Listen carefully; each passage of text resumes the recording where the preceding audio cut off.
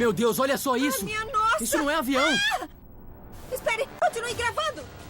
Parecia o fim do mundo.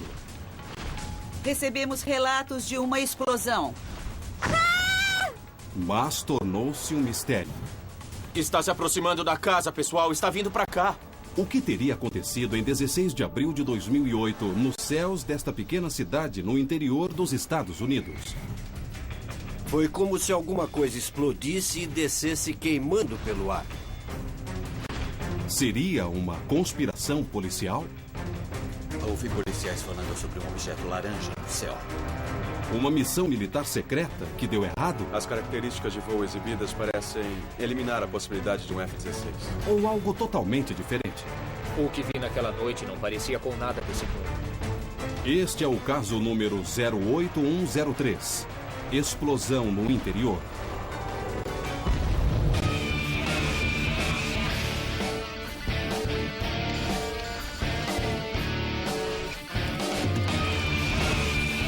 Caçadores de OVNIs.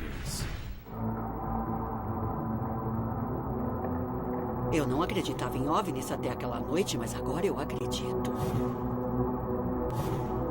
No estado de Indiana, 100 quilômetros ao norte de Indianápolis, situa-se Kokomo, uma cidade pacata do meio-oeste americano. Mas em 16 de abril de 2008, algo extraordinário ocorreu neste local.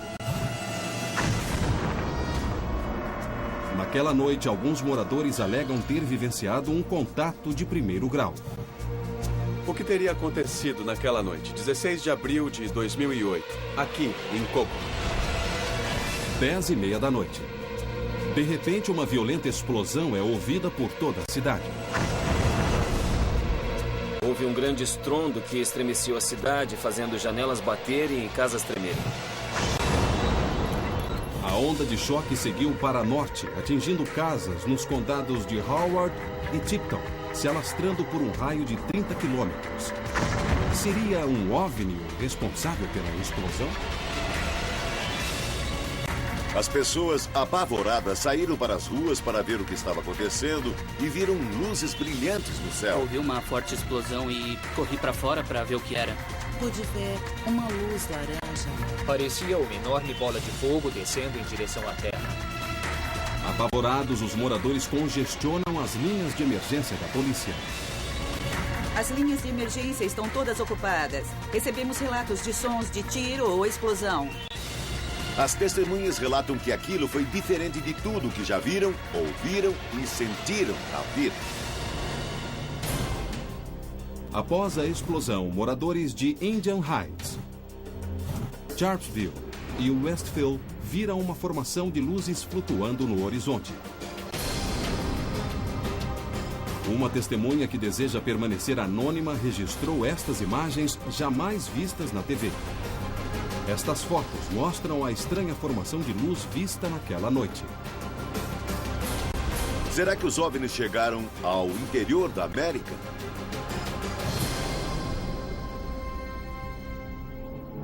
Formações de luzes no céu são um fenômeno ufológico conhecido.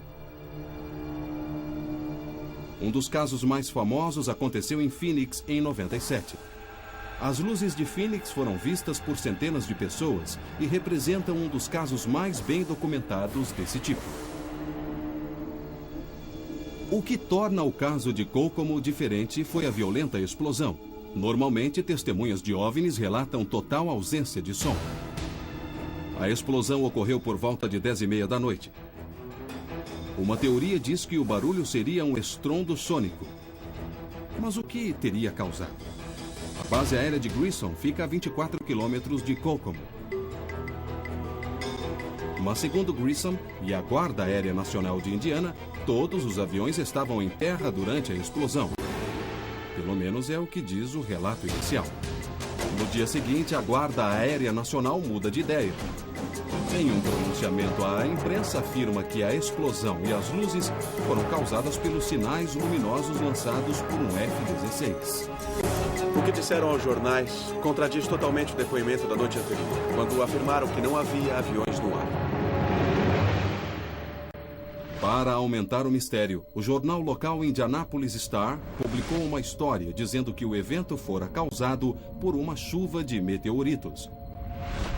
Uma luz brilhante foi vista descendo rumo à Terra. Aparentemente foi uma chuva de meteoritos.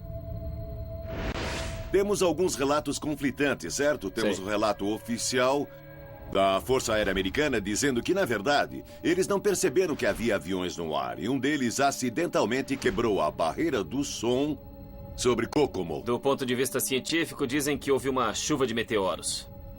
Mas há outra versão para esta estranha história. Os relatos dos primeiros socorristas na noite do incidente. Gravações revelam ligações frenéticas entre policiais e atendentes sobre uma aeronave caída não identificada. Temos um avião caído. Existem 3 versões para a mesma história. Um F-16, uma chuva de meteoros e um acidente de avião. Qual é a verdade? 8 de junho de 2008. 2 meses após o incidente em Kokomo, os caçadores de OVNIs começam a investigação.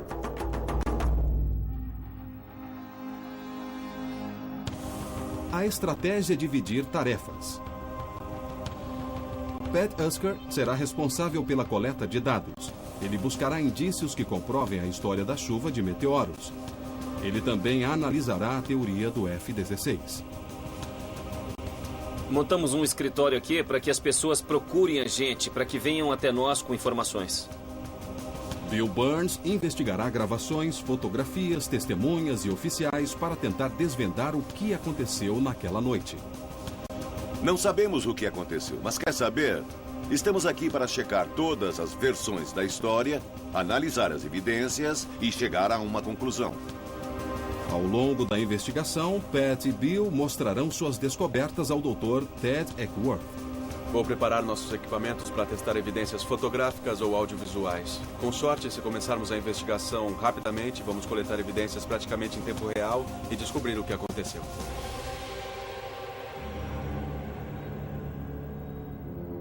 Três meses antes da explosão em Kokomo, outro evento estranho foi registrado em Indiana. 16 de janeiro de 2008, a 50 quilômetros de Kokomo, em Denver, Indiana, Rob Becks e sua família registram a aparição de um OVNI em vídeo.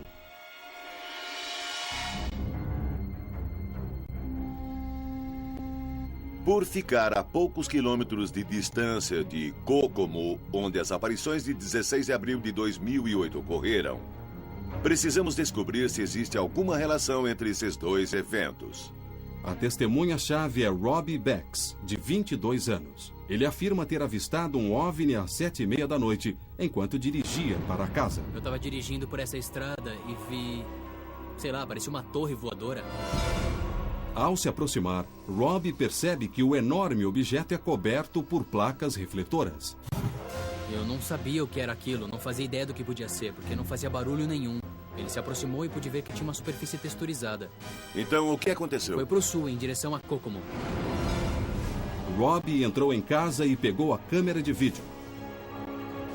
Esta é a gravação feita naquela noite, exibida pela primeira vez na TV.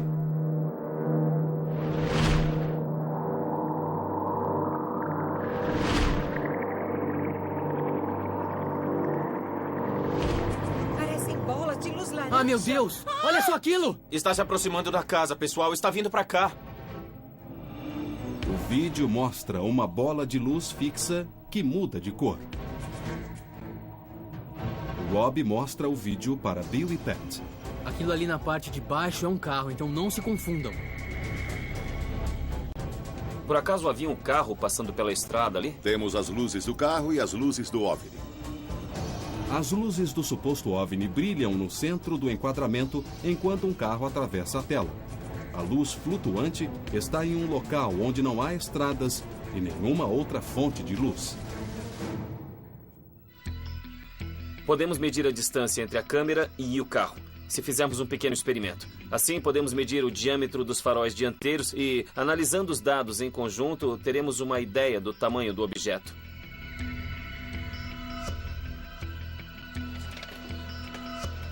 Pat usa o veículo da equipe para marcar a localização do carro do vídeo. Bill, o rádio funciona, eu tô a caminho. Positivo. Usando o enquadramento do vídeo como referência, Rob direciona Pat para o mesmo local do carro no vídeo. Eu vou medir devagar e você me diz se eu tô chegando perto. Já pode parar. Aí mesmo, perfeito. Tá legal, vou tirar as medidas agora. Pat utiliza o equipamento para calcular a distância do carro até o local onde Rob gravou o vídeo. Já consegui descobrir a distância, deu 320 metros. Após medir a distância do carro até a casa, Pat mede o diâmetro e a distância entre os dois faróis. Vamos juntar todos esses dados e enviá-los para o Ted para que ele possa analisá-los e calcular o tamanho aproximado da aeronave. O vídeo de Rob mostra apenas uma luz e nenhuma explosão. Será que esta aparição tem alguma relação com o incidente em Kokomo? Na minha opinião, há alguma coisa muito estranha acontecendo aqui em Indiana. Bill e Pat retornam a Kokomo para entregar o vídeo, a câmera e os dados coletados para Ted. Pat e Bill conseguiram tirar algumas medidas. Podemos analisar a geometria do carro no vídeo e ter uma ideia da distância e do tamanho do OVNI. Enquanto Ted examina a história de Bex, Pat e Bill voltam a investigar um incidente de 16 de abril de 2008 em Kokomo. Olá, Kokomo. Bem-vindos ao Mail Call na WWKI. A WWKI é a estação de rádio mais popular da região.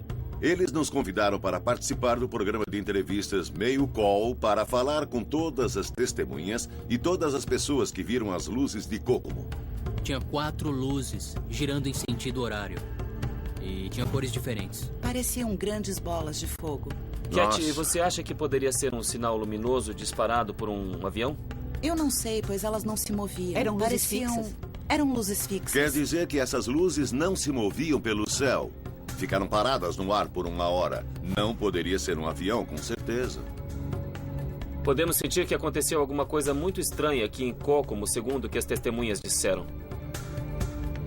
Uma dessas pessoas é o locutor noturno da WWKI, J.J. Davis.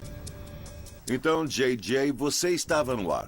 Conte o que aconteceu. Houve uma grande explosão e a sala inteira tremeu, as janelas balançaram. E essa é uma cabine à prova de som. J.J. tocava uma música. O microfone não estava ligado para gravar a explosão. Você estava recebendo ligações. O painel começou a piscar? Todas as luzes se acenderam ao mesmo tempo. Tem algum exemplo para mostrar para nós? Eu olhei para o céu e vi uma grande bola, uma bola de fogo. E ela se dividiu. Então, de repente, surgiram 9 bolas de luzes diferentes. E cada uma foi para um lado. Não era um avião. As ligações da WWKI não são os únicos registros de áudio daquela noite. Deve ter sido uma explosão violenta. Gravações da polícia podem conter evidências de uma aeronave caída.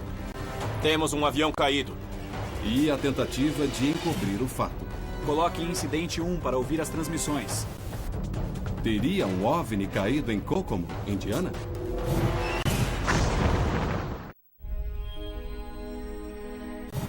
Não podia ser um sinal luminoso, porque não estava descendo e nem caindo, estava subindo. Em 16 de janeiro de 2008, em Denver, Indiana, Rob Bex gravou este vídeo de um suposto OVNI em forma de torre. Rob e sua família buscam respostas para o mistério. 3 meses depois, na noite de 16 de abril de 2008, uma explosão nos céus de Kokomo, Indiana, faz as casas tremerem em um raio de 30 quilômetros. Minutos após o estrondo, testemunhas alegam ter visto uma fileira de luzes girando em sentido horário. Vi uma fileira de luzes. Havia 8 luzes brilhando. Era uma coisa diferente. Nunca vi nada parecido no céu. Fico arrepiado só de lembrar daquilo. Seriam estes eventos os primeiros sinais de uma invasão de OVNIs no interior americano? Bill e Pat examinam as gravações feitas pela polícia na noite de 16 de abril em busca de respostas. Estas são as gravações da polícia? Isso mesmo. As gravações foram feitas pelos primeiros policiais a responderem às chamadas, ao se aproximarem da cena. Estas gravações são da Scan America, um arquivo de registros de transmissões de policiais, bombeiros e paramédicos de todo o país. Então tá, vamos ouvir. Recebemos relatos de sons de tiro ou explosão. A Polícia Estadual acabou de ligar e parece que houve um acidente de avião. Houve um acidente de avião e estamos tentando descobrir a localização. Acidente de avião. É o primeiro registro.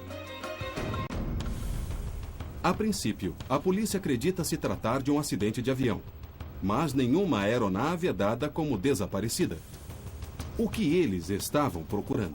O condado de Tipton solicitou a ajuda de alguns caminhões de bombeiro do condado de Howard. Parece que encontraram um grande campo de destroços. Estão dizendo que pode ter sido apenas um meteorito entrando na atmosfera, mas eu não acredito nisso. Parece que sabem onde o objeto caiu. Tá ficando interessante. O incidente exige tantas viaturas que o atendente decide dedicar um canal exclusivo para o caso. Coloque incidente 1 para ouvir as transmissões. Mas e quanto ao campo de destroços? Teriam os primeiros socorristas descoberto um enorme campo de destroços? Foi por isso que mudaram de frequência? E o que teriam encontrado? Ninguém possui mais informação sobre os acontecimentos daquela noite do que esse homem, o investigador da rede de pesquisas ufológicas, Glenn Mims. Estamos trabalhando com a rede de pesquisas ufológicas. Eles coletaram evidências, entrevistaram os moradores. É uma ajuda valiosa para entender o que aconteceu aqui. Glenn Mims e a rede de pesquisas investigaram as instalações militares mais próximas. A base aérea de Grissom e a Guarda Aérea Nacional de Indiana. Ambas conduzem operações militares nos arredores de Kokomo. É preciso lembrar que esta área é intensamente sobrevoada por aviões militares, tanto de Grissom como de tankers. E de Fort Wayne, a Guarda Aérea Internacional de Indiana, que usa caças F-16. Mas, segundo as regras de voo da região, é proibido usar sinais luminosos e voar em velocidade supersônica. Segundo a seção 3E do regulamento da Força Aérea Americana 5534, qualquer voo supersônico sobre áreas povoadas deve ser conduzido acima de 9.000 metros de altura. Para as pessoas no chão, um estrondo sônico gerado a 9.000 metros de altura soaria como um ruído distante. Se esta não foi uma operação militar fora do padrão, o que teria causado a explosão naquela noite?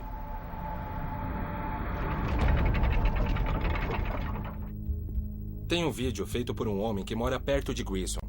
Ele grava os aviões quase todas as noites. Ele tem aqui uma ótima gravação de caças F-16 voando, como podem ver aqui. Podemos ver os sinais luminosos anticolisão na ponta das asas. Vejam as luzes piscando. Estão vendo aqui? Vejam como ele dispara os sinais. Um depois do outro, e depois do outro, e depois do outro. Interessante, são sinais luminosos anticolisão. São sequenciais, todos. O objeto destes sinais luminosos é divergir mísseis guiados por calor durante uma batalha. Os sinais luminosos atraem os mísseis para longe dos jatos quentes da aeronave, permitindo que o piloto escape. Por que estes moradores, acostumados com operações militares, relataram a presença de luzes estranhas? E por que 40 unidades de emergência foram chamadas até o local?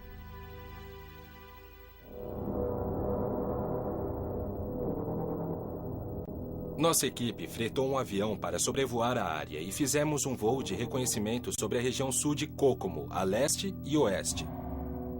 Encontramos algumas coisas muito, mas muito interessantes. E o que mais chamou nossa atenção foi uma cratera. Qual o tamanho do buraco? Eu diria que tem mais ou menos uns 2 metros de diâmetro. Sabemos exatamente onde está sendo feito o reconhecimento do terreno. Eu acho que a gente deve ir até lá. Exatamente.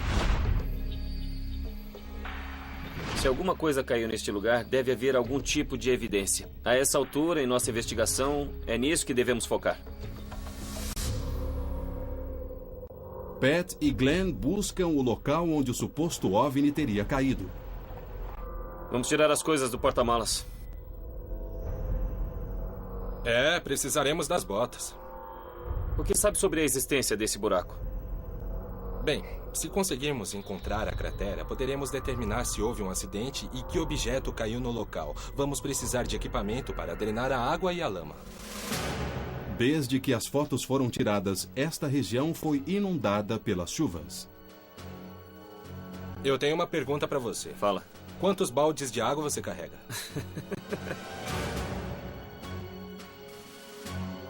Enquanto Pat e Glenn procuram a cratera, Bill conversa com Debbie Coble, uma testemunha-chave que alega ter evidências de outro local de queda. Pode me dizer exatamente o que aconteceu, em ordem cronológica, quando entrou no escritório na noite de 16 de abril de 2008? Bom, eu entrei no escritório por volta de 10h20 e havia acabado de ligar o computador quando eu vi uma luz brilhante. Poucos segundos depois, eu ouvi uma grande explosão e a casa inteira tremeu. Você mora perto da base aérea de Grissom e mora há mais de 15 anos. Sim. Já ouviu um estrondo sônico antes? Sim, já ouvi. A explosão que ouviu em 16 de abril de 2008 parecia um estrondo sônico? Não, não parecia. O que teria explodido perto da casa de Debbie Coble? A força da explosão a encorajou a investigar os fatos. Na manhã seguinte, Debbie fotografou a região que teria sido atingida pela explosão. As imagens mostram diferentes áreas com distúrbios no terreno. Além disso, a estrada está bloqueada. Seria este o local do acidente mencionado nas gravações da polícia? Seriam estas imagens provas de uma força-tarefa para esconder um local de queda secreto?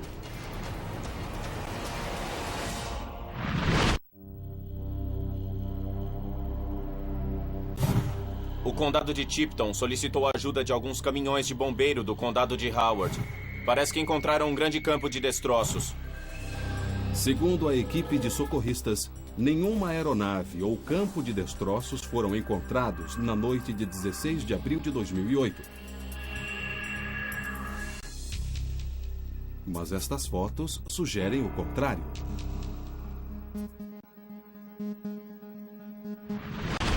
Este caso está cada vez mais estranho. Conversamos com um sargento da delegacia do condado de Howard, Rich Ferguson, e ele vai nos dizer exatamente o que aconteceu naquela noite.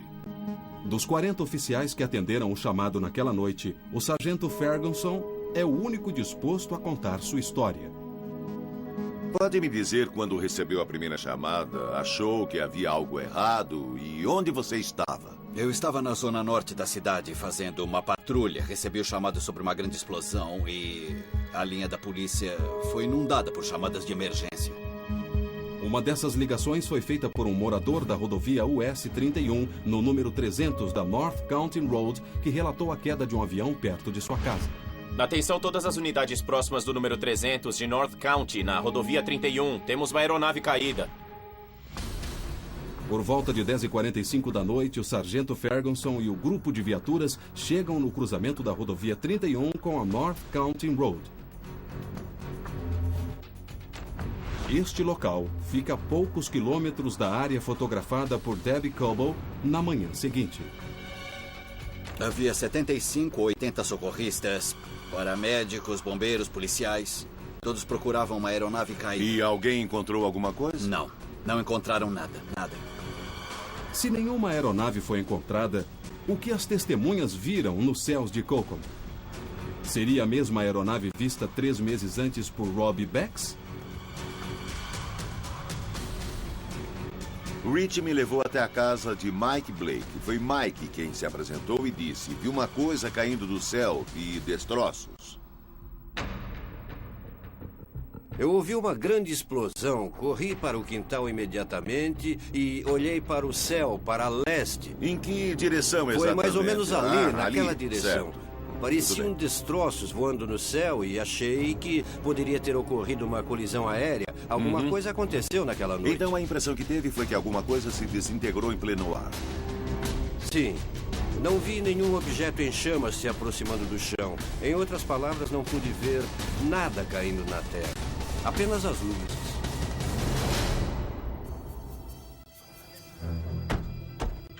O sargento Ferguson apresenta Bill a uma testemunha que confirma a história de Mike Blake. Enquanto respondia ao chamado, recebi uma ligação de Hank Bodger, um policial aposentado. Ele disse que pôde ver um disco laranja, cheio de luzes piscando em sentido anti-horário, e não era um avião militar. Vamos nos encontrar com o investigador aposentado Hank Bodger. Ele teve uma longa carreira na Força Aérea e serviu no Vietnã. Esta é uma testemunha confiável. Eu vi uma grande bola laranja brilhando no céu. À direita da bola laranja, eu pude ver um objeto redondo como um orbe. Uma luz vermelha redonda. Fiquei observando por alguns segundos e, de repente, o orbe começou a se mover da direita para a esquerda e um segundo orbe apareceu. Depois um terceiro e um quarto e um quinto. E estavam todos alinhados. Não era como se um estivesse aqui em cima e o outro ali embaixo. As luzes flutuavam no céu. Não se moviam em direções diferentes. Elas apenas flutuavam bem ali, no céu. Como um profissional da Força Aérea, Sim. Eram sinais anticolisão? Não mesmo. O que eu vi naquela noite, em 16 de abril de 2008, não parecia com nenhum sistema de defesa desse mundo. Para a equipe, as luzes giratórias e a grande bola de fogo desmentem a teoria do F-16. Estas fotos, tiradas por uma fonte anônima naquela noite, parecem corroborar com os relatos das testemunhas. Que tipo de objeto foi visto nos céus de Kokomo? A resposta pode estar na gravação de Robbie Becks, feita 3 meses antes. Com os dados coletados por Pat, Ted prepara uma análise da gravação de Becks. Ele conta com a ajuda do especialista em efeitos visuais Terence Masson. Esta é a gravação feita por Robbie Becks e esta é a câmera original. É uma câmera de nível amador. É muito difícil captar imagens de qualidade à noite com uma câmera dessas. É verdade. O que descobriu? Temos quase 4 minutos de gravação. O que vemos aqui estava flutuando neste local. Pat e Bill dirigiram pela estrada e tiraram as medidas a uma distância estimada. Aqui estão as fotos. Com base na distância e na geometria das luzes do nosso carro, acha que pode estimar o tamanho do objeto? Acredito que sim. Segundo Robbie Becks, o misterioso objeto estava a 4 quilômetros ou 4.000 metros de sua casa. De acordo com as medidas de Pat, a distância do carro até a câmera de Robbie era de 300 metros. E a distância entre os faróis era de 1 metro. Só precisamos calcular a última variável. Um cálculo simples. É, um cálculo simples. O resultado deu 11, 12 metros. Apesar da qualidade do vídeo limitar uma análise definitiva, o tamanho aproximado da estranha esfera é revelador. Nós nos baseamos na estimativa de Robbie Becks da distância do objeto, que segundo ele era de 4 quilômetros. Há muito potencial para erro nessa estimativa. Com base nessa medida, calculamos que o objeto tinha uns 12 metros, que é o mesmo tamanho de um F-16. Um F-16 possui uma envergadura de 10 metros. Considerando a margem de erro associada à estimativa de Robbie, o misterioso objeto poderia ser um F-16, exceto por um fator. É compatível, na minha opinião, com o tamanho de um F-16. Mas essa luz estava flutuando, é claro. É verdade, isso anula estava a teoria flutuando. do F-16. E um F-16, pelo que eu sei, não pode flutuar, mesmo que voasse muito devagar. Não existem torres de rádio nessa região. Definitivamente temos um mistério aqui. A teoria do F-16 foi apresentada como resposta para os casos de Becks e da explosão de Kokomo. Mas Bill e Pat sentem que as pistas apontam para outra explicação. Em Kokomo, Pat e Glenn continuam em busca do local da queda. Tô vendo um monte de arbustos ali. Pode ser uma pista. Acha que devemos investigar? Claro. Após uma cuidadosa busca, Pat e Glenn encontram uma valiosa pista. Que é isso? Acho que encontramos o marco zero. Após investigarmos o local, encontramos uma coisa muito suspeita. É um grande buraco de aproximadamente 2 metros de diâmetro e não parece um buraco natural. Será que Pat e Glenn encontraram indícios do local da queda? O buraco causado pelo impacto tem 1 metro de profundidade. O que eu vi naquela noite era totalmente diferente de tudo que nos forçaram a acreditar. Desde que eu era uma garotinha, ouço relatos de avistamentos de OVNIs em Kokomo. Múltiplas aparições de estranhas luzes foram registradas na cidade de Denver e Kokomo, em Indiana. Nossa equipe tenta descobrir se o interior americano é uma área de avistamento de OVNIs. Pat e o investigador Glenn Means localizaram uma estranha cratera e acreditam que ela esteja ligada à explosão que assolou Kokomo em 16 de abril de 2008. Mas uma cratera não devia ser maior do que isso? Não se ela for feita por algo do tamanho de uma bola de beisebol ou menor. Segundo as nossas medidas, esse buraco tem cerca de 1 metro de profundidade. Então o buraco do impacto desce 1 metro abaixo da superfície. E se este for o buraco do impacto, ainda não temos provas. Pat usa um magnetômetro para captar qualquer leitura anormal na região da cratera. Meteoritos possuem muito ferro. Então, se um fragmento de meteorito caiu neste local, devemos captar alguma leitura magnética fora do normal. Não estou captando nada. Por enquanto, não temos nada.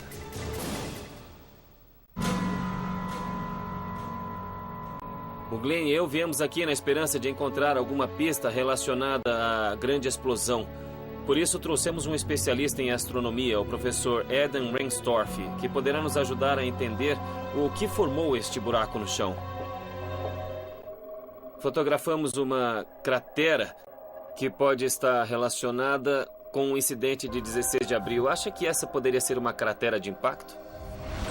Se um objeto tivesse caído da atmosfera, teríamos uma cratera de formato circular. Se tivesse caído em um ângulo oblíquo, a ponto de vermos luzes flutuando no céu, como você disse, acho que teríamos uma cratera de impacto mais alongado, como se o objeto caísse e deslizasse pela Terra.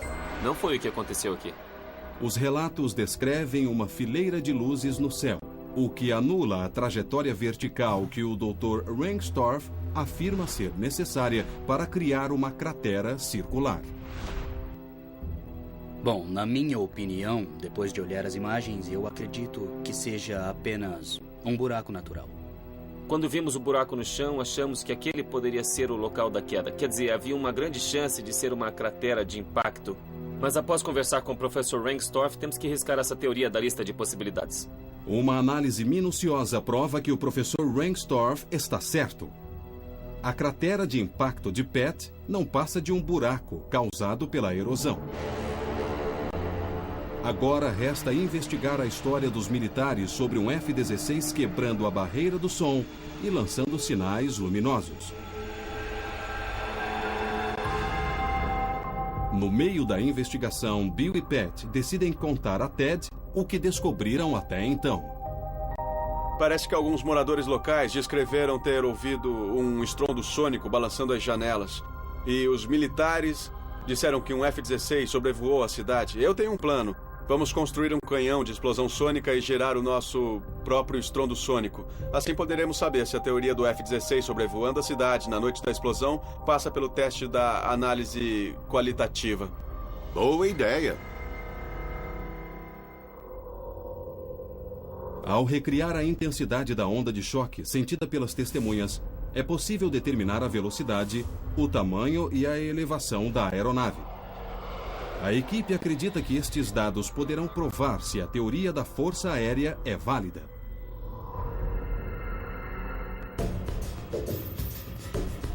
O canhão sônico é construído em Indianápolis. Está tudo pronto. Pat e Bill se preparam para reunir as testemunhas do incidente em Kokomo. Olha só, Kokomo está aqui. Kokomo está aqui. As pessoas ouviram o barulho por um raio de 30 quilômetros, mas 4 testemunhas tiveram uma experiência muito mais forte. Forte mesmo. Você falou com essas pessoas? Eu falei com cada uma delas e elas moram nesta região aqui. Debbie Coble e Hank Boger, de Kokomo. E Mike Blake e Diane Bryan, de Sharpsville. Acha que podemos reuni-las no mesmo lugar? Vamos fazer isso.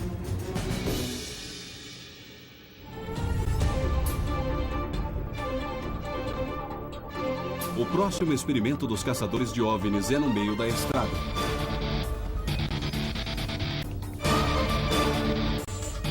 Com a ajuda das testemunhas, a equipe tentará reproduzir os níveis de som e as ondas de pressão daquela noite, para descobrir se foram gerados pelo estrondo sônico de um F-16 ou por alguma outra coisa.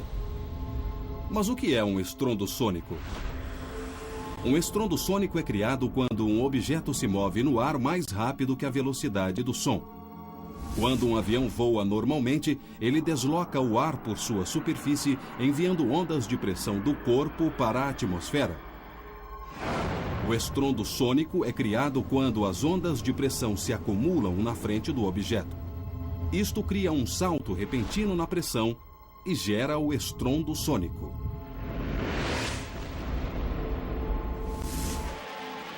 Mas aeronaves diferentes geram ondas de som diferentes. O canhão vai testar os níveis de som e os diferentes sinais para descobrir o que melhor combina com o que as testemunhas ouviram. O objetivo deste aparelho é tentar reproduzir o som. E não só o som, mas aquilo que vocês sentiram na noite de 16 de abril de 2008. Vamos entrar na casa. Pat vai operar o canhão sônico enquanto Sam, o assistente da equipe, usará um medidor de decibéis para registrar a onda de volume e pressão de cada explosão. Bill ficará com as testemunhas dentro da casa para registrar suas reações. É importante que a gente possa recriar aquela explosão para ver se o que aquelas pessoas ouviram foi realmente um estrondo sônico ou outra coisa. Tá bom, vamos lá? Fogo! Segundo o depoimento da Guarda Aérea Nacional de Indiana, um F-16 gerou um estrondo sônico que chacoalhou casas em um raio de 30 quilômetros. Seria esta a verdade ou será que o canhão sônico poderá desmentir a teoria dos militares? Fogo!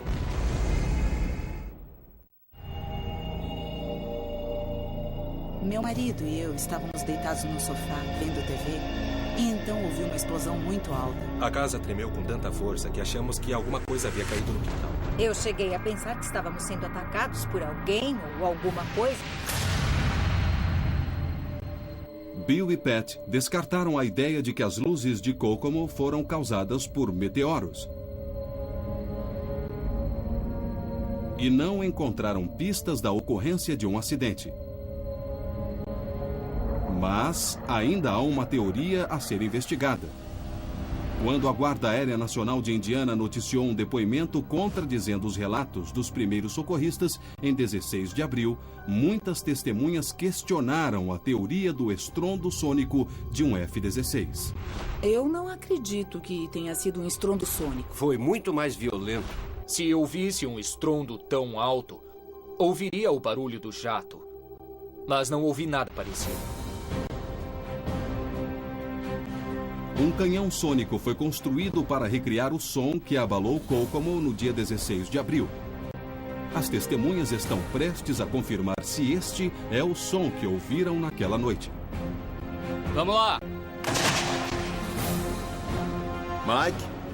Não, Mike diz não. Hank? Definitivamente não. Debbie? Crianças? Não. Diane? Não. Sam? Diga. É um não unânime. O primeiro tiro registra 92 decibéis, equivalente a um aparelho de som no último volume. A pressão máxima é de 106,8 decibéis. Esta é a medida de uma força acima da pressão atmosférica normal exercida por uma explosão. Hora de recarregar. Fogo! Acho que foi parecido. Nossa. A gente pode ver que o aparelho está desmontando por causa do alto volume dos tiros do canhão. Estas explosões são realmente violentas. O tiro seguinte é ainda mais violento.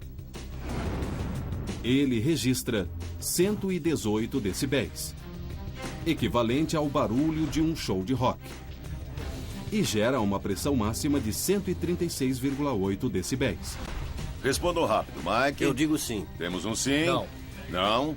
Eu acho que não. Não.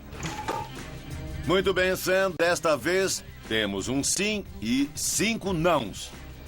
Mike Blake, a testemunha que ligou para a polícia e acredita ter ouvido uma colisão aérea perto de sua casa, diz que o barulho é o mesmo. Para os outros, ainda não foi forte o bastante.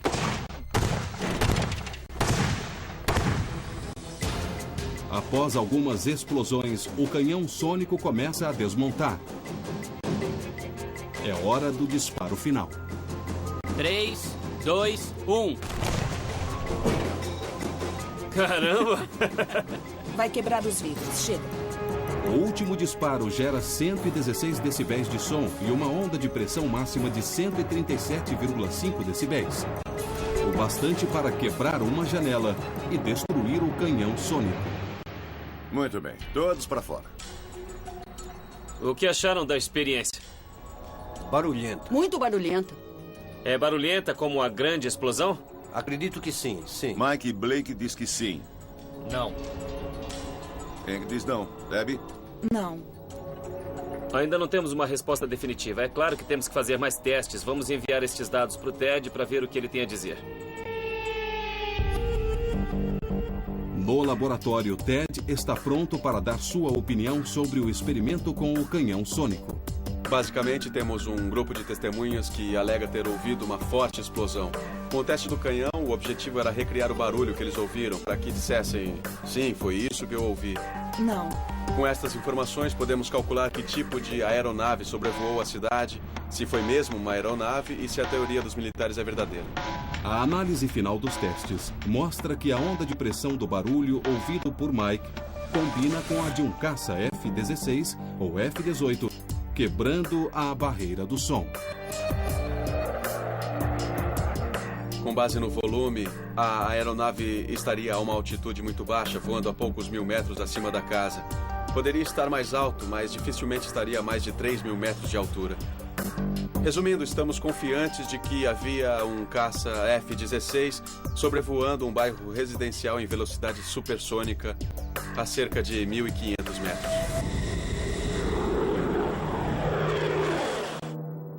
Mas apenas uma pessoa identificou o barulho, enquanto 5 testemunhas afirmam terem ouvido um som mais intenso. Isto significa que o F-16 estaria abaixo de 1.500 metros ou havia uma outra aeronave. O avistamento de Bex recebe um novo significado. A análise de Ted estima que o objeto tinha 12 metros, aproximadamente o mesmo tamanho que um F-16. Mas as características de voo registradas não combinam com a de um F-16. Seria este o mesmo objeto que quebrou a barreira do som em Kokomo? É possível que um caça F-16 tenha quebrado a barreira do som ao sobrevoar a cidade. Então ele dispara um sinal luminoso, a bola de fogo que as testemunhas viram. Eu concordaria com a teoria do F-16, mas eles viram uma grande bola de luz laranja. Então eles viram uma fileira de luzes vermelhas flutuando, movendo-se em um círculo concêntrico. Segundo os relatos das testemunhas, a explosão original foi muito mais alta do que as explosões produzidas durante o experimento. Se o barulho foi causado por um F-16, ele estaria voando abaixo de 1.500 metros. E isso vai contra o protocolo dos pilotos de caça da Força Aérea. Os objetos vistos nos céus de Denver e Kokomo permanecem desconhecidos. Algumas teorias foram eliminadas. Outras parecem improváveis. Mas a busca por respostas continua e a possibilidade da aparição de um OVNI permanece.